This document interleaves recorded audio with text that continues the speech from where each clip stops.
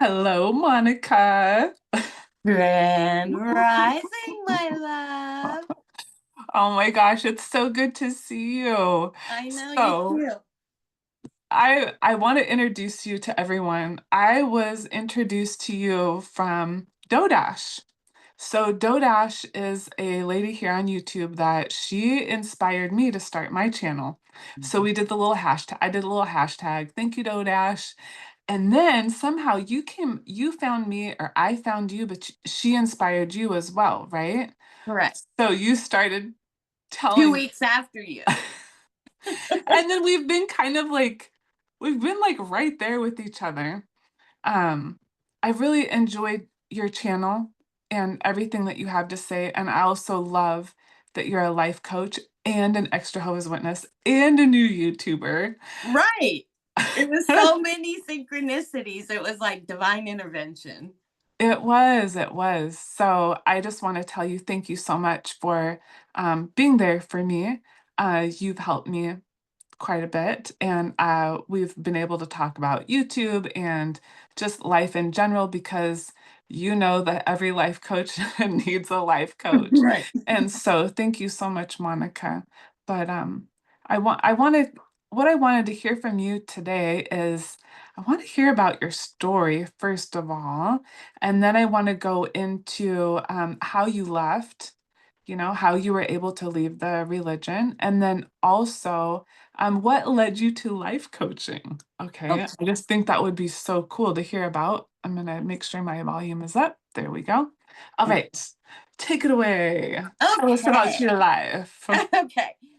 So as far as my journey to the Jehovah's Witnesses, uh, my mom growing up with the stepdad that raised me, I guess one of his sisters was a Jehovah's Witness, and I remember them studying in the living room when I was really, really little. And so she never really got very involved with it at that time. But later on, after she left my stepdad, I was 12 going on 13. I remember I was just about to get into junior high, and that rite of passage and everything else. So they wound up breaking up, and then we moved into an apartment. We were living in San Diego at the time, at a little suburb out there called Lemon Grove. And so she moved out and met the telephone man who came and installed our phone. And then they wound up getting together, which was really, really difficult for me because I was at that transition in my life, not yet a child, but yet not a full teenager, and things that went on like that. Well, they wound up getting together and living together. And we could see like some problems starting, like because of his, we later found out that he was a narcissist and whatnot.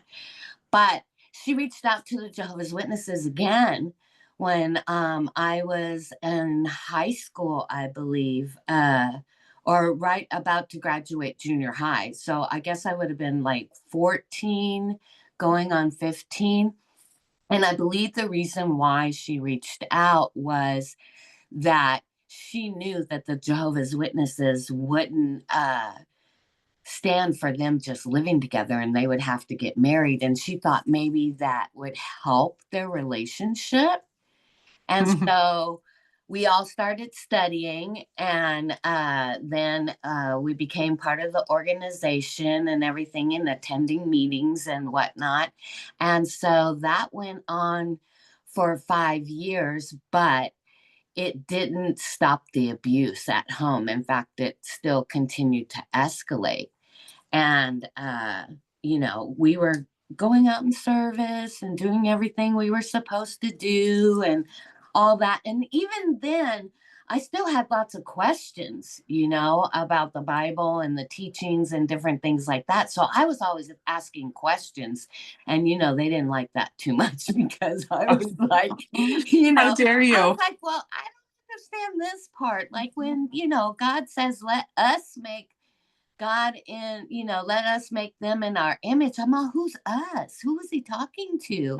And then the whole Adam and Eve story, where they said that Cain and Abel got wives. I was like, well, who did they marry? And then the organization was like, oh, they married their sisters. I was like, that's incest. I go, that doesn't sound right to me. And then I go and read in Genesis, where it says that one of the brothers went to the land of Nod to get a wife. I was like, where'd all those people come from if it was just that? So I had too many questions, that they were like, well, sister, some things you just have to take on faith.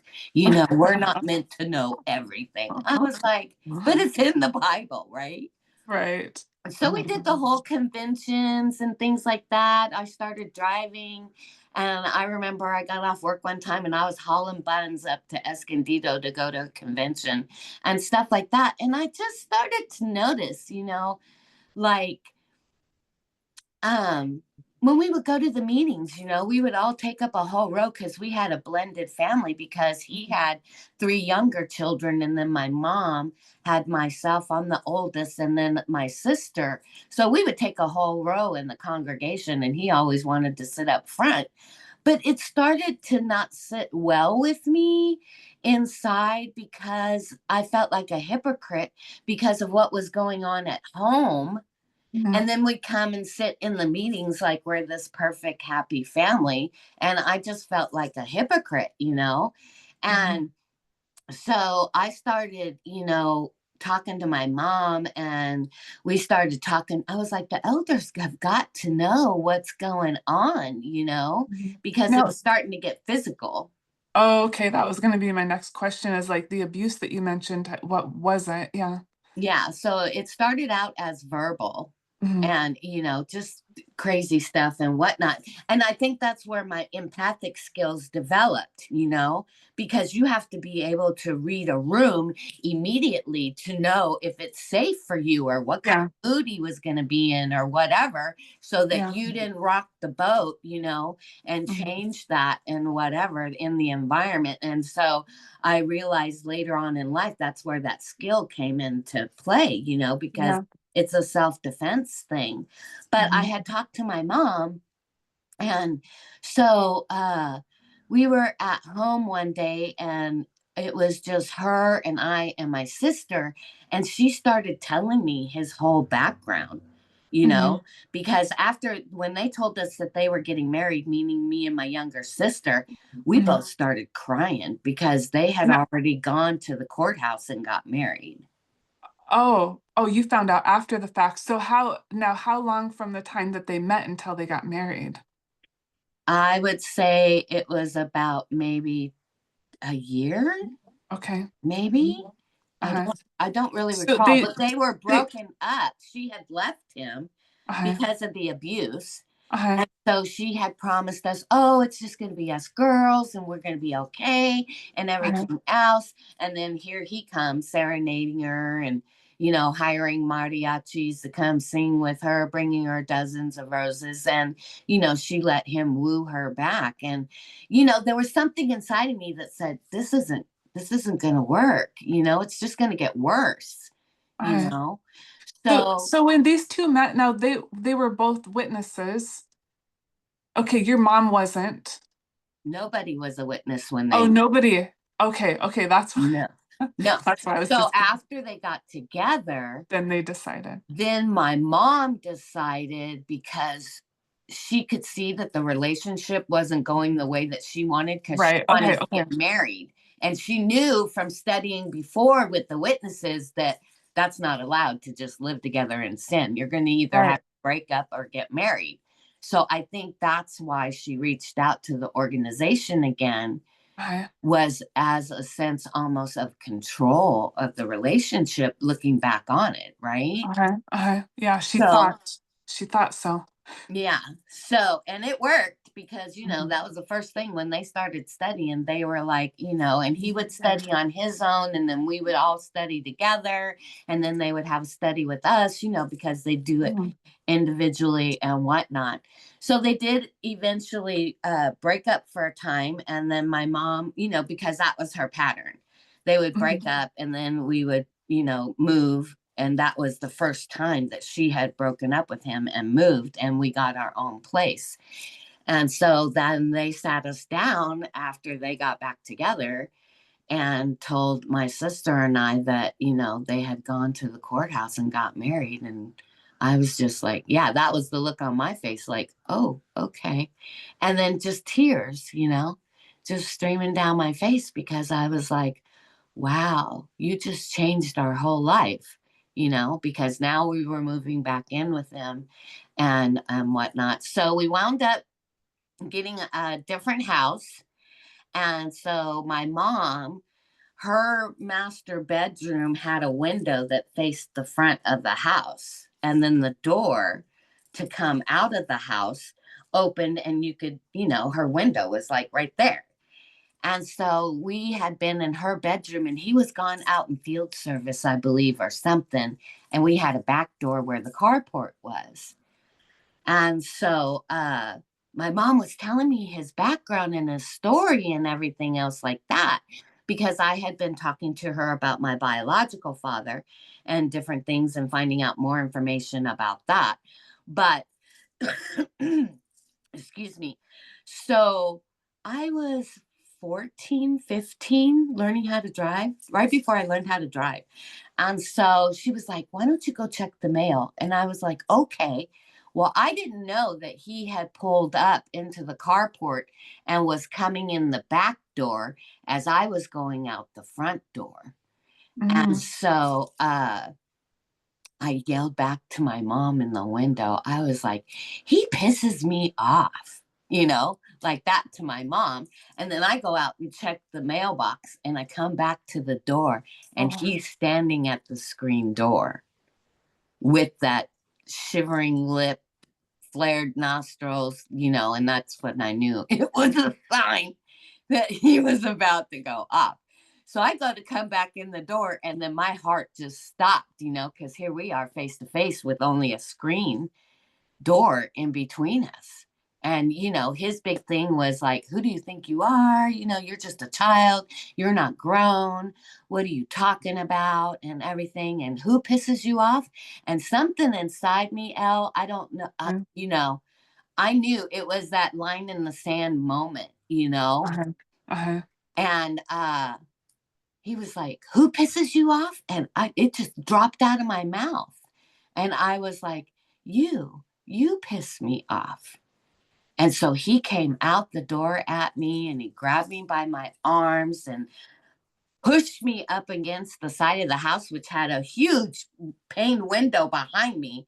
And all I can think of is, God, please don't let him put me through this window, you know? Oh, yeah. And so anyway, when I was younger, my mom used to go to a laundromat, and right next door was a karate studio. So Mhm. after we would help her load the laundry, we'd ask her, my sister and I, can we go next door to the karate studio? Because we were learning self-defense things by just Oh, watching, wow. right? As witnesses No, this was before we were before. little, Okay. when we were Okay. still with my stepdad who raised us. Yeah, so Okay. I had that background.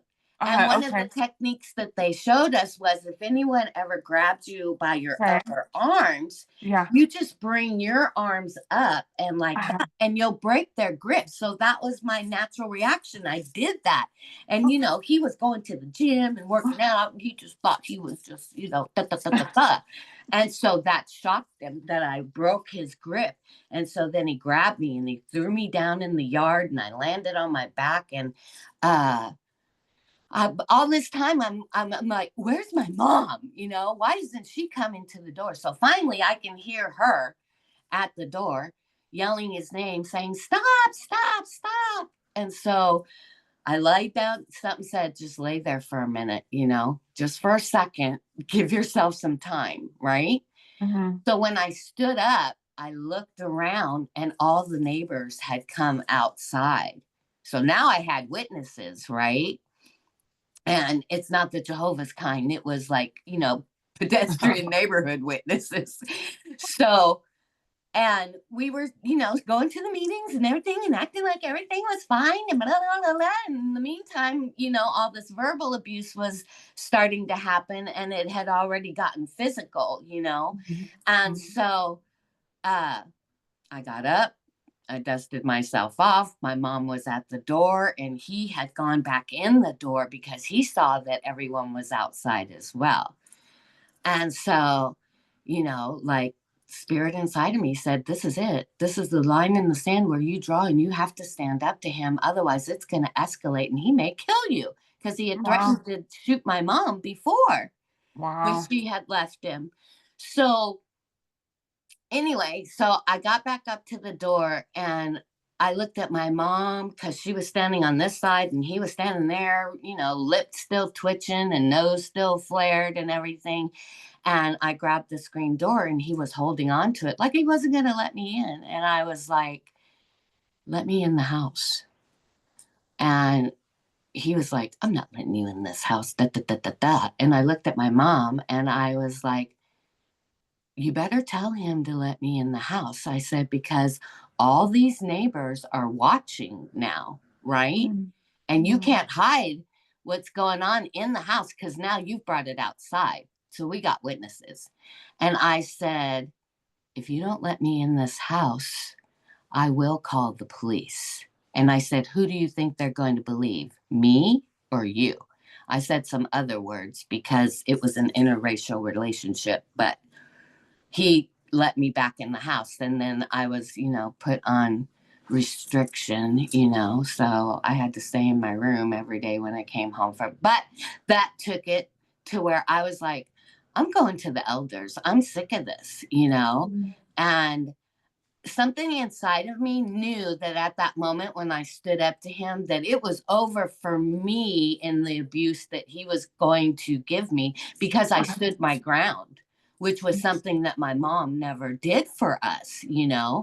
And so I went to the meeting and I talked. And it's so difficult because you got to talk to men about a man problem, right? We don't have female sisters that we can go to talk to that I was confiding in my friends and stuff in other congregations and whatnot. And I had a friend in that congregation. And so yeah, so they were like, yeah, there's nothing you can do because the elders are going to tell you that he's the head of the household, and mhm, there's nothing that they can do unless he comes to the elders and asks for help. I was like, oh, mhm, well, that's never going to happen because his ego is too big. mhm, So fast forward, I was starting to drive, and so I started going to different meetings because I just didn't want to participate in feeling like a hypocrite, right? And there's mhm, nothing that you can do. Well, I'm not going to sit and play the facade of the happy family anymore. mhm. So I was at a meeting, and one of the parking lot attendants came up and said, your mom and your sister are out in the car and they need to see you immediately. So I looked at my friend that I was sitting next to. Thank goodness we were in the back row. And I looked Right. at my friend and I was like, I got to get my stuff. I got to go. Something has happened, right? So I got out to the car. Sure enough, what had happened while I was at another meeting, he had gotten into an argument with my mother over something about my sister, and she was ironing, and he had tipped over the ironing board, thrown the iron at her, and picked up a wingtip chair and thrown it at her too Oh, wow. in their bedroom. So I get in the car and they tell me all of this has gone on and whatnot. So we went to another sister's house who was divorced and everything because her abusive husband and everything else. And so she was one of the sisters that we were confiding in about what was going on. So I was like, we've got to get to sister so and so's house, right away and call the elders. Now, mind you, the elders in our congregation, one was a lawyer. What? That is And so rare. yeah, and Hmm. one was and then so three elders showed up, long story short, to the house. And so we have a meeting with them. And I'm 18 now at the time, right? And graduated high school. So they came and I was telling my mom, I was like, you've got to tell them all the truth, everything about how he pulled the shotgun on you and told you he would blow your head off if you ever tried to leave him again, about all the abuse and how, he's abused you and me and, my sister. And I said, you've got to tell them everything. So we were kind of hopeful because I was like, oh, good, somebody is going to finally be able to hold him accountable scripturally, right? Yeah. Yeah. So they got there. And then, so my mom I just sat and observed. And the elder that was the lawyer came, and then two more, right? So she told them the whole story. And so I'm just sitting there eagerly like this, waiting to see what they're going to say. Because I'm thinking, yay, it's finally out. Everybody knows the truth. And we're going to get some help, Yeah. How So old were you? You were like I 16? had just turned 18. 18. Yeah. Okay. So we had been in the organization for 5 years by Mhm. this time, right? And so this has been going on throughout the whole 4 years after after Mhm. they met and whatnot. So the first elder, now mind you, the lawyer elder is very quiet. He's not saying too much. And so the other elder that knew us, who I had actually gotten my first job from, he started talking because, he had had some interaction with my mom's husband and whatnot. So right away they go right into the scripture about, he's the head of the household, there's nothing we can do Mhm. scripturally. And so that piqued my interest, when he said there's nothing we can do scripturally. So I'm Mm. thinking in my mind, okay. So I let him finish saying everything he had to say. Basically, you know, too bad, so sad. They we're not helping you. Basically. Okay. So I looked at my mom, and it was another one of those moments where it was like, this is it. So I turned and looked at my mom, and I was like, okay, well, it's very obvious that they can't do anything scripturally or biblically or anything to protect their congregation, and that he has to be the one that has to come forward. I said, so um, I'm not coming back home with you. I'm going to move out and I'm going to go live somewhere else, which I had been working for another witness family, and they said that I could come and stay there. So I already had that in the works, because they Mhm. said if anything goes, south ever, you're more than welcome to come here. So I said, right in front of the elders, I said, I'm not going back to this organization. And I'm not going to stick around for me to watch him blow your head off. I said, because it's going to continue to escalate and it's going to get worse. And at that moment, I didn't realize it, but I was already being a life coach to my mom, you know? And I was like, why am I being the parent and telling you how to keep us safe? Yeah. So as soon as I told her that, immediately she starts crying because she realizes I'm not there to protect her anymore because I've already Mm. stood up to him and he stopped bothering me. So now Mm. he starts taking it out on my younger sister and my mother even more, right? Yeah. And so I turned and looked at the elders next. And I was like, okay, so I'm trying to wrap my mind around this. I said, because this is very confusing. I said, you've known for years that we've been going under this abuse, and yet still you say that there's nothing you can do scripturally to protect me. And then Mm. I turned and focused my attention to the lawyer. I said, so tell me how it is that you tell us to be in the world but not of it, yet I can pick up the phone right now and call the police and Mhm. have him arrested, but there's Mhm. nothing you can do to protect us. Mhm. Wow.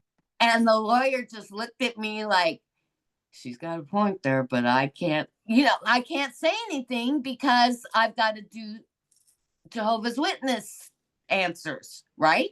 Because he's Yeah. a Jehovah's Witness first before he's a lawyer. Right. Yeah, of course. Okay. So I left. I never went back after that. And Uh-huh. I left the organization. I never went back to that congregation or anything else like that. I went to go live with the other family that helped open their doors to me and everything else. I wound up getting a job at the phone company because of him, because he was working at the phone company. So that was Oh, my okay. first real job. And so Right. I got into the phone company when I was 18. Oh, okay. 18 going on the 19. And then after I turned 19, I met a guy who was in the Marine Corps. And Mhm. so So I, you never went back to meetings again? no, I never Okay. went back to meetings again That until was it. until Okay. after this. So Okay. I met this guy. We got together, and I was still a virgin and everything else. So I was all new to everything. And he basically saw that as an opportunity, right? So Mm-hmm. we started dating and whatnot. And then things got intimate and whatever. And like 8 months later, I wound up pregnant. So, and I didn't want to accept it. I was like, oh, there's no way, there's no way. And my friend I was living with at the time, she was like, you got to get to the doctor because you have to have prenatal care. You're pregnant. And I'm like, no, no, I'm not pregnant. No, I can't be pregnant. No way. Right. Fast forward. Um, After I had my firstborn, then all the things set in. I was like, oh no, now I'm responsible for this other life, you Mhm. know, and building a foundation. And part of that is, building, all my Jehovah's Witness teachings started going off in my head. And I was like, well, maybe I can start going to some other church because I have to introduce him to spirituality some way because, my mind is still on, the programming of the Yeah, Jehovah's yeah, Witnesses and what. yeah. So, anyway, I had to go to my mom and contact my mom and tell her that I was pregnant and, I wanted, you want your mom there, I wanted my mom at the hospital and everything else. And she was like, no, I can't go because of the organization, because I had left. And But you weren't I was disfellowshipped, not disfellowshipped at the time. but No. she still shunned you. Yeah, she still shunned me for being pregnant. She goes, I Hmm. thought it was your sister. And I go, no, it's me, you know? And so it was so painful because her friend in the organization is the one that came and picked me up from the hospital when I brought my baby home for the first time. And Was as her we were, friend, was her friend a witness? yeah, her friend was a witness. Well, she was studying, right? Her Mm-hmm. husband was a witness and she was studying. So she was she knew better than to get all in. You know what I mean? Because we Hmm. had Hmm. conversations and whatnot. But the ironic thing is that when she was taking me home, Hmm. my mom was in the car right in front of us. Yeah, What do when you we mean, got like to in the town, because car? we had a small town that we lived Mm-hmm. in. So my mom's friend picked me up at the hospital, and then we got off the freeway, and we were going through the main stretch of town, and it was just one lane street town, for downtown. And she says, "I'll be darned." She said, "Look who's in front of us," and I was like, oh, and like my heart sank, And part of me, wanting my mom. Hmm. Aw, hugs, hugs, hugs. Hmm. And I was hoping. And so her friend started pounding the horn, like, pull over. You need to see your grandbaby. You need to see your daughter. And my mom looked up in the rearview mirror, and I could see her eyes in the rearview mirror. And she just shook her head no, like, I can't. Wow. So So sorry. fast forward, I get home, and then my child is about 6 months old. And that's when I was like, well, maybe if I go back to the witnesses, I can have a Mhm. relationship with my mother, because I need to know how to take care of this child that I'm responsible for because of all the teachings that, the Jehovah's Witnesses drilled into us. I'm responsible for that life and making sure that it gets to paradise Yeah. until it's old enough. So I had to go back to my mom, and I had to talk to the monster, which we had developed a better relationship because he respected me more now. And he said Right. so, Right. because of me standing up for myself and what I believed in and not being a hypocrite. Mhm. And as soon as I left the organization, he was already in my mom's ear. You got to treat her like she's disfellowship. She's no longer part of the organization. You can't have anything to do with her. So What I was great out. manipulation. Yeah, Right. at that point, like he just used it as a Yeah. twist the To knife. separate, because Yeah. my mother, my sister, and I, we were so close. Mhm. We were best friends. There wasn't anything I wouldn't do for my mom, and vice versa. So it Mhm. was so foreign to me, Yeah. to have that happen, and for her to do that on the way home from, bringing home my brand new baby. Yeah, So, and you still weren't baptized or nothing. oh, I had already been baptized because Okay, I when got did baptized at 15. oh, 15. Because they Okay, okay. pressured us, Yeah, like of after course I they did. did my studies and everything, they're Yeah, like, oh, now you're going out in field service and this and that and the other.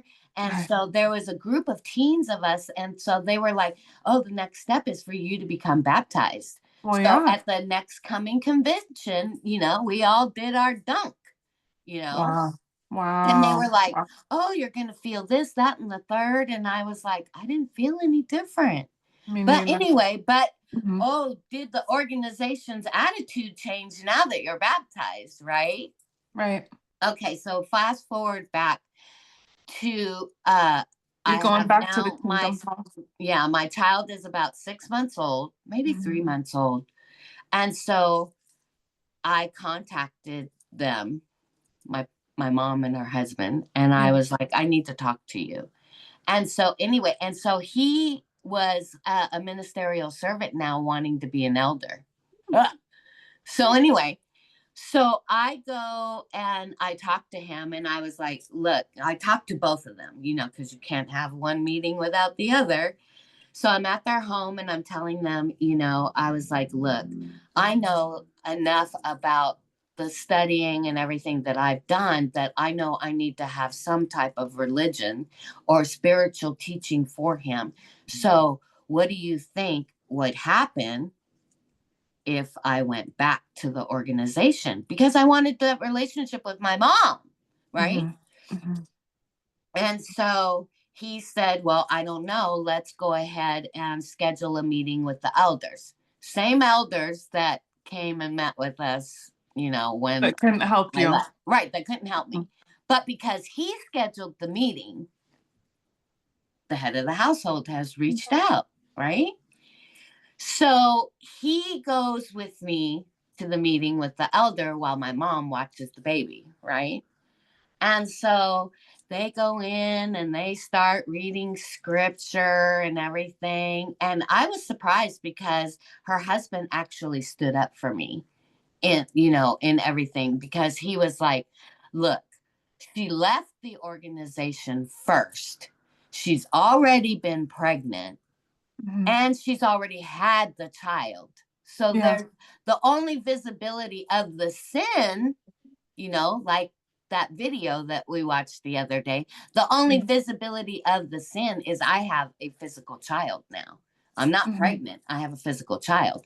And so the elders were like, well, she doesn't seem to have a repentant attitude. I was like, well, what Oh, the heck is a repentant attitude? what'd you I have thought to by do? me just coming and humbling myself and telling you what happened and saying that I want to come back because I realize what happened, and I realize I need to have God in my life, or I need to have religion is what I thought at the time, right? Yeah, yeah.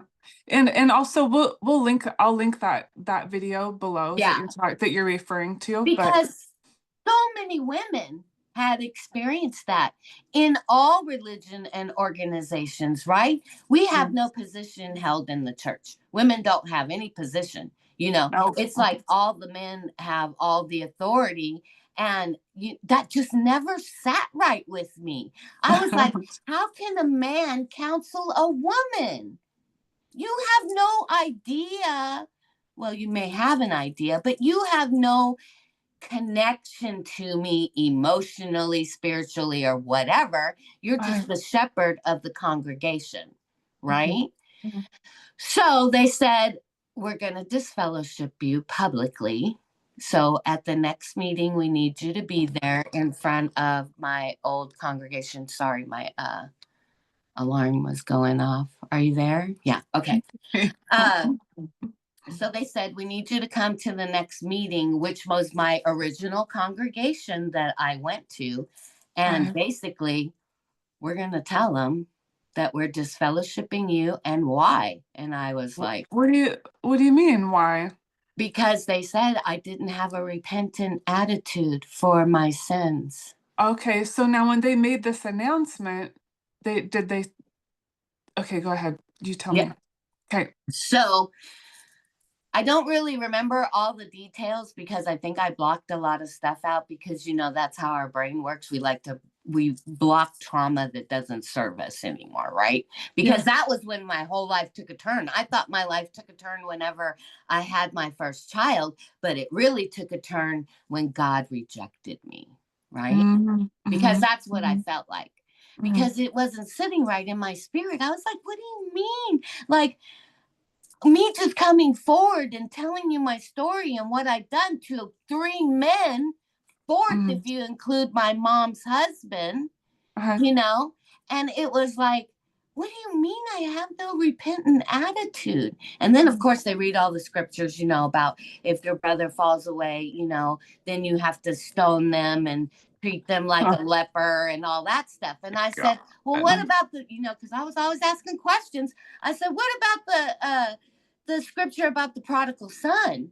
When he Oh. returned back home, he was celebrated and welcomed with open arms. I thought that's what you guys would do for me.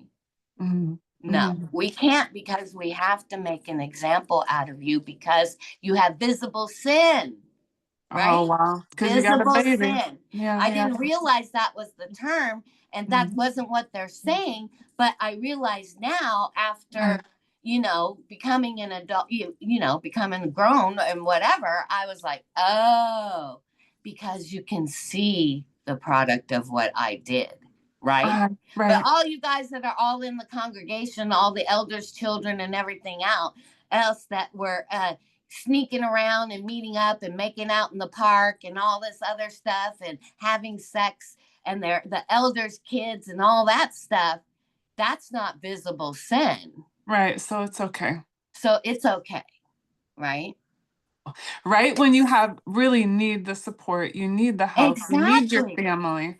That's right when they kick you when you were down. And Monica, like we've talked about our stories, like you and I, so similar, so similar. But yeah, go ahead because it's I'm feeling it. Go Yeah, ahead. yeah, yeah. So, okay, so I was like, okay, this is my punishment for sinning, right? This is my punishment for getting pregnant and bringing a child into the world because we didn't believe in abortions. There was no way and his biological father didn't believe in that either because he was strict Catholic. And once he found out that it was a boy, oh, Mhm. that was his firstborn boy in an Italian Catholic family, that I, was it. But I'm not going to marry you because I don't love you. But I want my mm, son as soon as he's old enough for me to take, which wound up happening. But anyway, that's another story.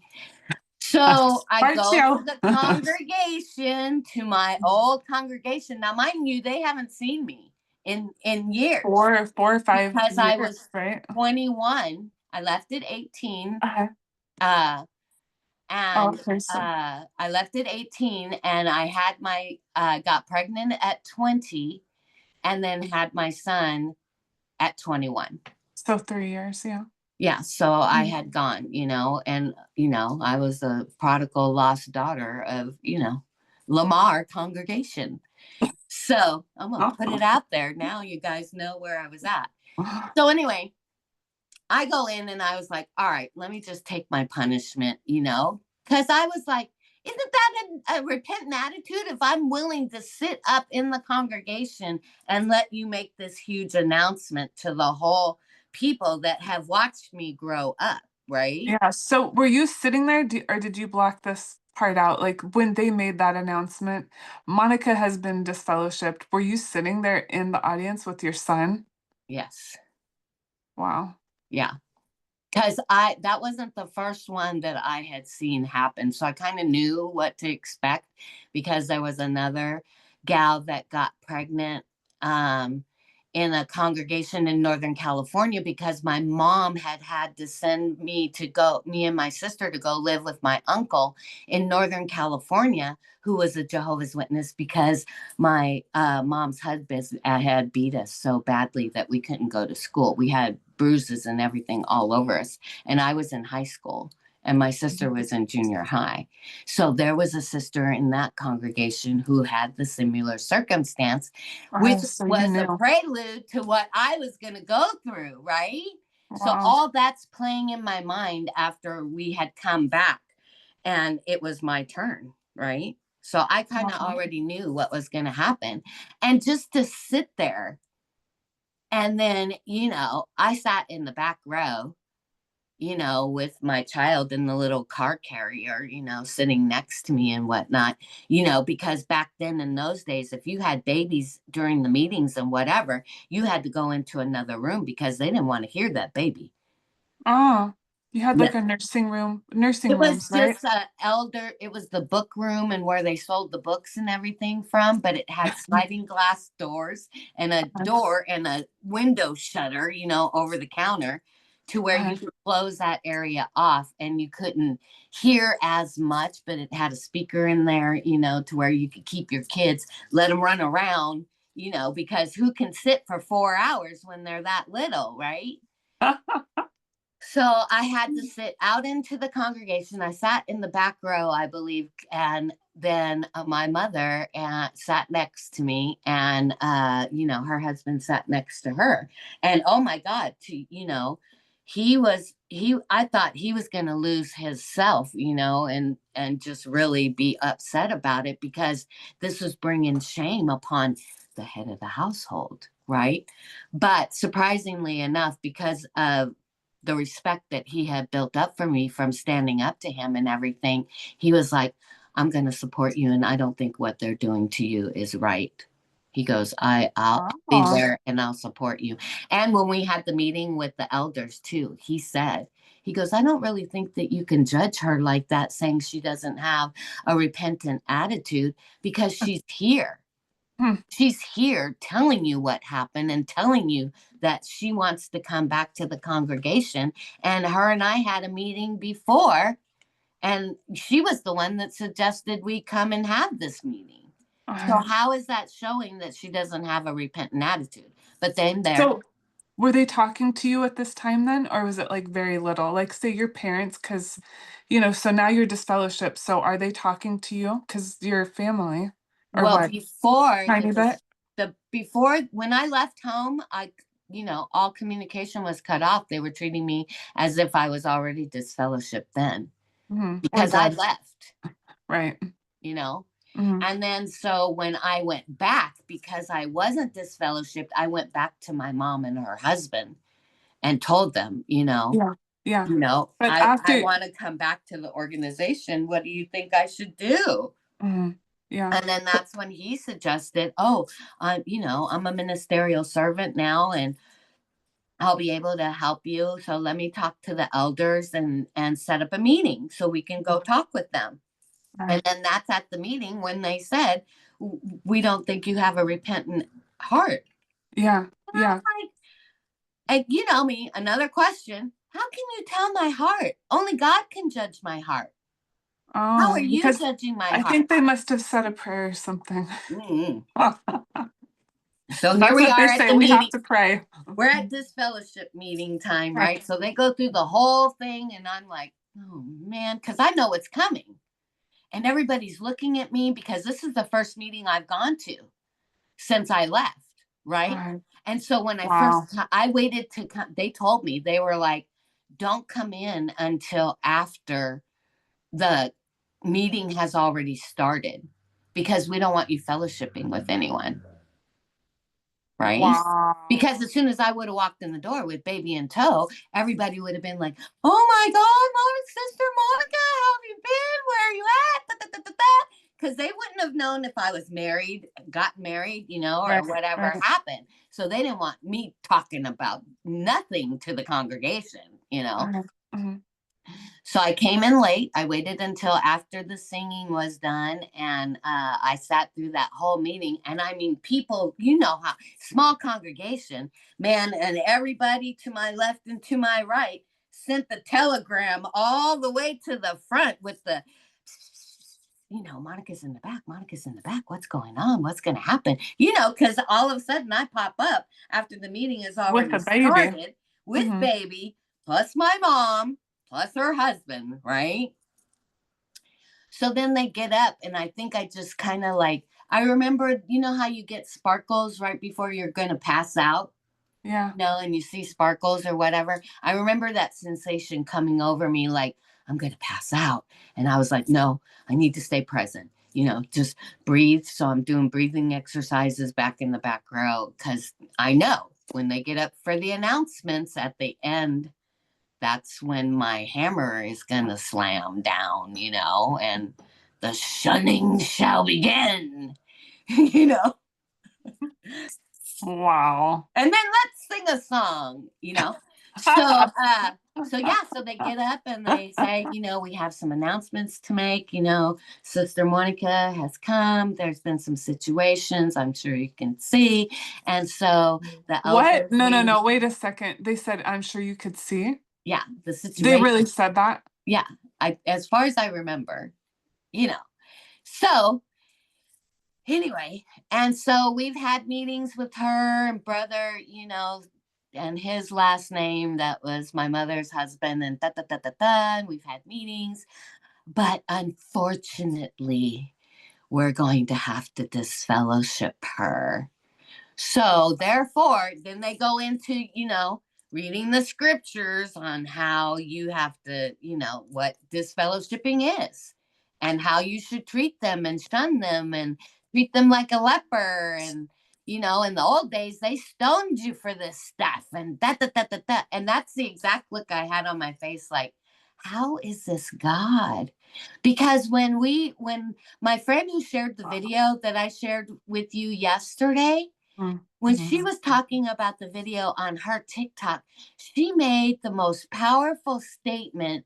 And I commented on that. She said, the church is supposed to be the hospital for the spiritual where they come for healing. I just got the chills because I I just know. heard that at church last weekend. Yes, that's where we're supposed to come to get healed. But instead, oh, if you're not, if you don't appear perfect, you can't be a part of this. But yet, then Fix they teach. yourself. Yeah, but yet then they teach too. On the other hand, the last perfect man to walk the earth was Jesus. So how you're so contradictory. It's confusing as It hell. is. It was. So after that meeting, no more talking with my mom. That relationship has severed again. I've lost all the spiritual support that I was looking for. And so I never went back. I What? left. Oh, you left again. So you didn't go through with like the shunning and just kind of showing up No, and because I knew what was ahead. And I was like, why am I going to put myself through that when uh God is telling me in my heart it's not right? oh wow. You know, Hmm. that, here it is, yet another thing against women, against, I the female spirit. and whatnot. Right. Because if you were a man and you had gotten somebody pregnant, there would be no visible sin, then As that might long be as there fine. was no evidence in the congregation, you know? Because come to find out, after I got disfellowship, the couple that lived around the corner, she was having an affair with a woman and wound Oh, up leaving. She didn't give them the opportunity to disfellowship her. And I was like, and then come to find out that her brother-in-law and sister-in-law, they were having affairs. Everybody was sleeping with everybody in the congregation. wow. So anyway, so I left. I Okay. was like, I'm not going to stick around for this. And I went and got therapy, you know, Oh, like a couple oh, years. how, Yeah, a year later after processing it. So I went and found a therapist. I interviewed a lot of therapists because most of them were men. And uh, so, I was praying. I was like, I need a female. I need a female who is spiritually connected that can understand what I've been through up to this point. yeah, yeah. And by this time, my son is, already started, like pre-kindergarten or whatever. And so he's little, so he's in school and I'm working for the phone company and everything. And so I used those benefits and I went and found a therapist. I love her. She's Mhm. retired now, but I went off and on because Mhm. I wasn't able to come through with all of my truth and be totally honest with her. So I Mhm. would go and I'd feel a little bit better and then I would pull back. Uh, And then, stuff would come up, and then I'd schedule another appointment, like a year later. And I would go and deal with some more stuff and then be like, I apologize. I wasn't being totally authentic and true the first time around because we were taught that as Jehovah's Witnesses. We don't want you to see our sin. We don't want to take accountability for our sin because if you do, you're punished for yeah, it. yeah. And she still kept on loving you and accepted you back to talk to you. That's so Yeah, awesome. yeah. So anyway, so then that's when I found out Mhm. about life coaching No because way. So what year was this? My this goodness. was when I was, well, mind you, Okay. all throughout my growing up, I had abilities when I was Mhm. younger. Mhm. This was before caller ID and everything else. And when I was in elementary school and she was with my first, stepdad who raised me, who was beautiful. He was the most amazing man I've ever met in my entire life that, Mhm. loved us and everything else. So, my aunt moved into the apartments. We lived upstairs, and my aunt moved into the apartment that was across, her door faced our door at the top of the stairs. Well, this was before caller ID and everything else, right? So the phone in the kitchen rang, and my mom was there. I was pouring me a glass of milk, and I said, "Oh, that's Aunt Paula." And I just picked up the phone, and I was like, "Hey, Aunt Paula, how are you?" And she was like, "How did you know it was me?" I was like, "I don't know. I just knew." And so, anyway, so my mom took the phone out of my hand, told my aunt on the other, and I'm sure my aunt was like, how the heck did she know it was me? And, blah, blah, blah, blah, blah. And she was like, hold on a moment. So she put the phone to her chest and Uh, she looked at me and she said, don't ever do that again because people will not understand and they huh. will do bad things to you if they know that you have that gift. So I shut it down right away. I was like 11, 10 Uh, maybe. uh, So fast forward, now I'm in therapy after I've left, the organization, and I am like 25, right? When I finally get in there, right? And I'm telling yeah. her everything that's going on and da da da da da. And it was at that time that I was engaged to a guy to get married, right? And so I was like, hey, I need this therapy because I'm engaged. I want to get married. And, I'm only going to do this once because I only believe in getting married once. So I want to make sure that what I'm bringing to the table is 100%, right? And that I'm not coming to the table with a bunch of baggage from my past and the abuse and stuff that I suffered in the past. And Mhm. so during those visits and Mhm. whatnot, she says to me, have you ever thought about being, like a, because she was a LCSW, licensed clinical social worker. She wasn't Okay. a psychotherapist. She couldn't prescribe drugs, which I Right. loved about Uh-huh. it. And so once she did my diagnosis, she goes, I can either refer you out for medication Mhm. or, and I go, or what? I said, because I'm more about the or what. So what's the or what? And she says, or we can deal with it. And I said, well, you've known me for years, me coming back and forth for 3 years. I said, I'm all about getting to the root cause and treating that. And then that will alleviate the problem. And then that's when I got diagnosed with manic depression. Mm. And I didn't know that manic and depression were two different things until you said something about it. And I was like, oh, there's three different conditions I was diagnosed with. And she Wow. said, I can see it on you. She said, sometimes you come in here and you look like you're 20 pounds lighter. Another day you'll come in here and I can tell you've had a good week or a bad week based on what you look like. And I said, Mhm. yeah, my emotions are attached to my weight.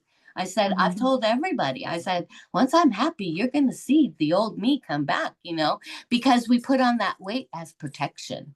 Yeah. Yeah. So we worked through that and everything else. And then so she was like, early on in the diagnosis, she was like, we can either do medication or, and I was like, let's do the or. I said, because I would rather do herbal remedies than, get stuck on, you know, medication. I go, medication is for a lifetime. If we Uh, deal with the root cause, then there's relief, right? yeah. So Yeah. that's what we did. She was like, I was hoping that's what you would say.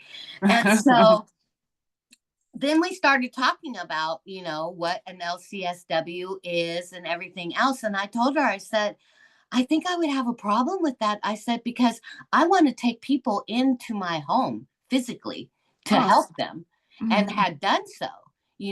And all my life, like what I was going to touch on before, after that psychic experience that I had with my mom, I kind of squashed my gifts. But all throughout high school, all my friends, strangers, people would just come up and start telling me their whole life story. And I would be like, oh my God, let me help you.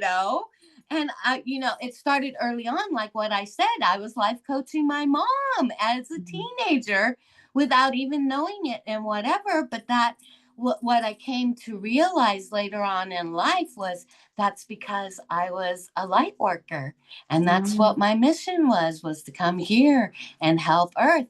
And that's what my therapist said. She goes, you got to look at yourself. She says, here's an analogy for you. You're a lighthouse and you sit in troubled waters to guide those ships to make sure that they never run ashore because you want to help people in their lives and you want to railroad them from the negative experience that they're going to have if they continue going on down the path that they're going based on the life experiences that you've had. So you Yeah. don't want humanity to experience that pain. Mhm. And I said, oh, that makes sense. She goes, Uh, so that's why you want to rescue the world. And I was like, mhm. well, that's why I don't think I can be an LCSW. And so then after that, life coaching was not even a thing, back Yeah. then. Right. And then so I think I was like about 30, maybe 26, 27, my late 20s or like first 30s is when Uh, life coaching and all those people were coming on TV, like Jan Van Zant and all that yeah. stuff. Yeah. And, I was like, I could do that. I could do that, you Mm. know? And Uh-huh. so I had already finished with my therapist. And so we still stayed in contact. I would still call her, whenever I would have an episode or something triggered me. And so I said, what do you think about this life coach thing? I said, then I wouldn't have to go for the LCSW and take years. I said, I could just do it online, because the Uh-huh. computers were there now. And I said, I can get my certification that way. Yeah. And I go, and then I would have the certificate, Yeah. because people back then, you just because you said you were, even though I was a natural life coach helping people and whatever, I still felt like I needed to have that paperwork in Yeah. order to be valid to other people in my services, right? Right. Yeah. Yeah. I felt So the I went same way. ahead and done that and everything, but I never Mm. set up an office. I never set up a business because each time I did, the people that were reaching out to me weren't in circumstances to where they could pay me. And so what was I going to do? Oh, no, I can't because you can't pay me. That was against my nature. So I was like, I'll just help people and then I'll let the rewards come from other, areas in my life because God will reward me for the things that I'm doing because that's my purpose. Aw. Right. Yeah. And so, anyway, and then fast forward, I started a YouTube channel like back in 2007. And I was doing the picking thing, where I would go and find free stuff and then sell it online because that was when eBay and Okay. selling and stuff was all popular and everything else. So that's when I started my YouTube channel. And then I wasn't consistent with that because I wound up having to move. Um, and then my stepfather who raised me, the beautiful man that he was, he passed away in 2006. And so it was so strange. I was back there. I was in Georgia and I got the call from my sister in California and she's like, Dad's in the hospital. And I knew right then and there. I was like, I'm on my way because I Aw. had promised to him because after we left him, my mom told us never to go back, right? Mm-hmm. And But your everything. first stepdad. Yeah. And Mm-hmm. so that was really difficult for me because that was my dad. Mm-hmm. And so after I had my child, I went back. I went and introduced him to his grandson and everything else. And it was a beautiful relationship from that point forward. And I had to apologize to him. I said, I'm sorry that I never came back until now. I said, but Mm-hmm. mom told us not to. And I said, and I couldn't come to you and tell you what was going on. I said, because I didn't want you to go to jail because he would have, taken care of it. He would have taken care of him. Then that would have sent his life in a totally different trajectory. So I just took it all on and dealt with it and kept everybody on their path. So to, Yeah. you Yeah. know, So now Monica, your channel, tell us your channel name. it's my @ Monica Leader. Okay, Monica Leader. Okay. Yeah, and And then the I'll channel will come up as Monica Watson, I think, is the I channel. think it says Monica Watson Leader. I can't Yeah, remember, but I'll yeah. link it in the notes. And then yeah, I love that here's the thing that I've learned since becoming a life coach and meeting so many other life coaches. Yeah. I just thought that all the life coaches were the same. They're kind of doing the same thing. But meeting you, you have your specialty. You are a light worker. Me, I'm a thought work coach. Hmm. And it's really cool that there's so many different styles of coaching because people are like, what is coaching? It's like, well, it depends who you're talking Right, to and what right. you need. And so I love that for you. And do you talk about all of this on your channel? Well, that's the funny thing is that when we were with DoDash, right? Okay, so I started watching DoDash. She came across my feed because I was getting into Spark and I had gotten fired Oh, from my job. So that's okay. when she came up across my feed because I was researching DoorDash because I got accepted to DoorDash and I was on the waiting list for Spark. Yeah. So The I'm Walmart a app. researcher. I Yeah, research yeah, me too. everything before I get into it, and take notes like we're used to in the Jehovah's Witnesses, when you were Yes. like, yeah, I still write things down. I Oh, go, yep, that's still, I do too. And so uh, I was watching her and then I had been getting messages. You got to uh, start it. You got to start your YouTube channel again. Get back yeah, on yeah. YouTube. Get back on YouTube. And I was putting it off and putting it off and putting it off. And this was December of 23. Okay. because Spirit had started talking to me during the pandemic because we moved back to the Pacific Northwest during the pandemic. And it was Uh-huh. like, oh, now that you're on lockdown, now would be the perfect time for you to, get out there and start. I was like, no, I'm not ready because I had to heal myself Uh-huh. from everything that I had been through and the Mhm. missions that I call them that I had been on since then. And this was my second time back here to this specific area where I was at. So I was up here in 2003 after my dad passed away, and it was very healing. It was very beautiful. And so right when the pandemic hit, Spirit was like, you got to get back to the PNW. Remember how healing that was for you? Because Mhm. I'm safe. I'm safe on my little island, You have to take a bridge or a boat to get to me, And it's just Or the beautiful internet. here. Mhm. Yeah, exactly. And so anyway, so then it's like synchronicities, little Yeah. pebbles that are left for you that leads you down the path, one thing to the other. And so Mhm. then DoorDash was like, came up on my feed and I was watching her and I thought she was hilarious. We got the order, and I was like, yay, make it fun, Uh-huh. at least, even because I wanted something to where I didn't have to interact with people or have a boss, right? Okay. And so, Mhm. because I was still healing, Mhm. and it was like I was vulnerable and I could not open myself up to public energy anymore, right? Mhm. If that makes sense. Mhm. So anyway, so then DoorDash comes and I've been getting, I mean, back to back to back to back that whole month of September. From July to September, you've got to do your YouTube channel again. And I was like, yeah, but I got monetized before and I wasn't consistent and it wasn't what I really want. Do it, just do it. And then she comes on and she was like, if you're an elder or you need to get your ass on YouTube and start Or was sharing it? your story. And Yeah. so I went back and she was like, I got 60,000 views and I'm about to get monetized. I was like, well, what did she talk about to get 60,000 views? So I went back and I watched it and she was talking about how she quit and can't work a corporate job. And I was like, that's what I'll talk about.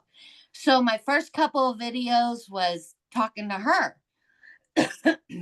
My first video was DoDash made me do it. I'm starting my YouTube channel. I'm taking heed because she's not the first message that I got. So I'm gonna start my YouTube channel. I don't know what I'm gonna talk about yet, but thank you, DoDash, and everything else. So I was tagging her in the videos, right? Uh-huh. And Uh-huh. then I made the second video and I was like, thank you so much. And I was like, oh, I can talk about all the different tips and tricks that I know, like getting coffee for 55 cents from Starbucks. So I was like, hey, did you know What? you can get Starbucks coffee for 55 cents? And it was, because when I tell my friends, they're like, no. And I'm like, yeah, all you got to do is take it in and ask for a refill. But it can't be on the specialty coffees because then they'll charge you more, right? So Oh I was my like, you can get gosh. refills for 55 cents. And then the barista guy at night, he told me, he was like, you can even get a refill for free if you get you a Starbucks card. And I was like, oh, that's even Oh. better. But he said, I go, okay, so how does that work? So he explained it to me. And, because I would just go in and get the coffee of the day. And in Mhm. the summer, I love the iced coffee. So if I could get it for 55 cents, every day, I was getting a refill every day, 55 cents, and it's the Trent Day. Oh my Never remember the God. larger size that they had. And Oh, I was like like, the can I get a super Trent Day gulp. refill? They're like, sure Yeah. can. And before that, I had learned it before the pandemic, right? Uh-huh. And yeah, that was when you could take in your own cup and then they would do it. Oh, okay. So now I was Ah. like, I didn't know how it worked because I remember from when I did it before that you had to bring in the cup that you had. So I was bringing in the same cup. And I was like, I just need a refill, coffee of the day. I said, medium roast with, sweet cream. That's it. And easy ice. And so she would refill it. Well, I didn't know, but they were throwing the old cup away and giving me a new cup every time. So I was like, okay, whatever works, health reasons or whatever. And then the Okay, third, so Oh, go ahead. The third video I did was protecting DoDash because everybody was on her about sharing her numbers and sharing what she was doing and talking about her money and whatever. And I was like, you can't tell people not to do their purpose. That's her Mm, purpose. Who are mm, you to tell her what she should share and not share? So I mm. tagged her thinking, hopefully she'll see that one too.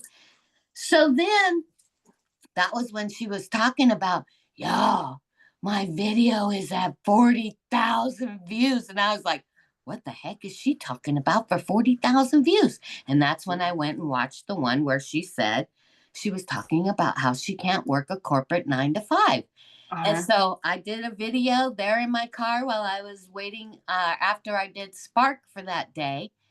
And I talked about my micromanaging last job and how corporate America doesn't set you up for success. They set you up for failure. And it's not the company necessarily that's at fault, it's the management. And then I put up there, I quit at 59, no more 9 to 5 rat race for me, and so that's what took off. So that video is at almost 60,000 views. And so I did another one and I got, uh, I was like, oh, update. Cause then it was like, okay, well, now, because I was watching other new YouTubers and they were like, okay, you've explained to us that you got out of the rat race. Now you need to tell us how you did it. Right. yeah, So yeah. then I started talking about how I set my life up to where I had no bills and everything else. And then so I talked about that and that got thousands of views. And then I told my story. I quit my job at 59. I kept the titles consistent. And I was doing every other day Uh, because I wanted to give the videos time to get out and see what happens, and see what they do. So, anyway, so then that those three were taking off thousands of views and everything else. Then I told my story a little bit about growing up. I didn't give details and everything else. And then that's when I found your channel mm, because you came up, I guess, into my feed because I had mentioned in my video that I was a Jehovah's Witness. And so how, the algorithm how was like, oh, you're a funny. Jehovah's Witness and you follow DoorDash? Well, here, let's give you all these other new YouTubers and the Yeah, subject matter that they're talking about. And that's how I came across you. And yeah. then Midlife Anti-Crisis. She saw my video that I was ranting and raving, and I was like, women, we've got all these jobs. We're a wife, we're a nurse, we're a mother, we're this, we're that, and everything else. And there's no pay for that, you know but yet you want me to go out and get a 9 to 5 and then I got to pay childcare and all this stuff and whatever. And it resonated with her. And then she talked about my video on her channel and all of her viewers came over and I guess watched and signed up for my subscribers. So man, I was on my way to my 4,000 watch hours and my, you know, monetization. So then I hit the monetization and then this guy came up into my comments because people were giving me suggestions and they were like, because I was like, I can't talk about this subject for the life of my channel, Ever. right? Yeah, It's yeah. got to go somewhere. And then so Midlife Crisis and we had exchanged Facebook. So we got on a Facebook call like you and I did that time.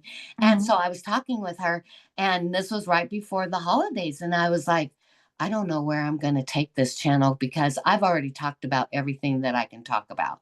I've given them tips on what I did, how I did it, how to take care of your bills, that you need to get out of the slave system, why you're being, drawn to get out of your job is because it's no longer resonating with your soul. And I said, that's what I really want to talk about is about spiritual things and the changes that are happening in the world. Because there I am again, being a lighthouse out in the middle of stormy waters, trying to guide people in like, hey, the tidal wave and the tsunamis, they're coming. So let me help you prepare to get ready for that. And this is why you want to quit your job because it's no longer resonating with your soul and your spirit because those unethical companies are going away. they're going to Mhm. be done with. AI is going to be taking over. And that's another thing that Midlife Anticrisis and we were talking about. I said, how fair is it that all of these AI channels are getting millions and millions of views? Mhm. I Mhm. said, they're talking about information. They're not having to show their face, because that was one of the things that I started researching was faceless YouTube channel. Uh-huh. Because, I could see that, people were like looking at the messenger rather than listening to the message. And that was frustrating for me. I was like, stop trying to figure me out and figure out why everything is here. I'm giving you the information you need to know about my life, and you don't need to know any other more, because this is a worldwide platform, you Mhm. know, and I have to be safe about myself and my children. And Mhm. I've got to be careful about what I talk about in different things like that, you know, because I don't want to be a target because I'm a single mother. I don't want to be Mhm. a target because, I may or may not have one or the other gender of, an offspring. So that's Mhm. why I'm very careful about what I talk about in the public eye, because we've all seen the, YouTube murder videos and the TikTok influence murder, because people are not cautious. And it's sad that we have to be that way, right? Mhm. So I was talking to Midlife Anticrisis and I was like, I'm just going to do it. I'm just going to bite the bullet. And I got ill with that stuff that went around for a while.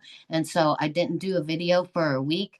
And I guess, and I was still posting like shorts and stuff just to keep Mhm. my stuff content relevant in there, even though I wasn't able to do a video myself and whatnot. But I said, after I'm well and everything, I said, I'm going to do what my purpose is, because I say to everyone in my video at the end of the video, remember who you are and what it is that you came here to do, because no one can do what you came here to do. Remember that you cannot pour from an empty cup.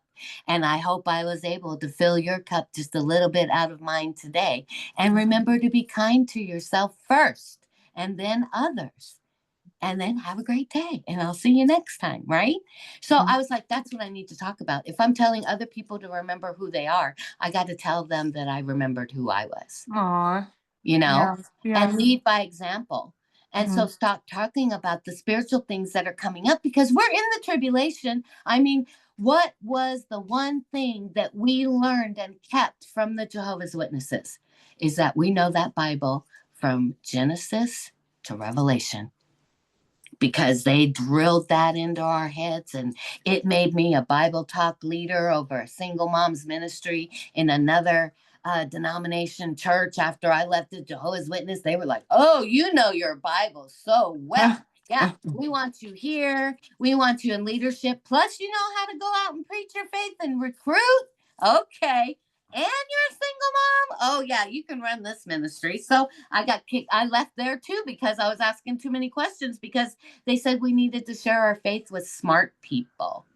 I said, what Mm. do you mean by smart people? Because we were studying with a woman who was on medication and who was bipolar. And so I Mhm. was taking it at her pace, right? Mhm. And they were like, well, these studies are going on far too long. I said, let's go to the scriptures in Matthew. Let's see who Jesus shared his faith with. I said, oh, he hung out at the well with the hookers and the thieves. Imagine that. I said, do you think those were sharp people?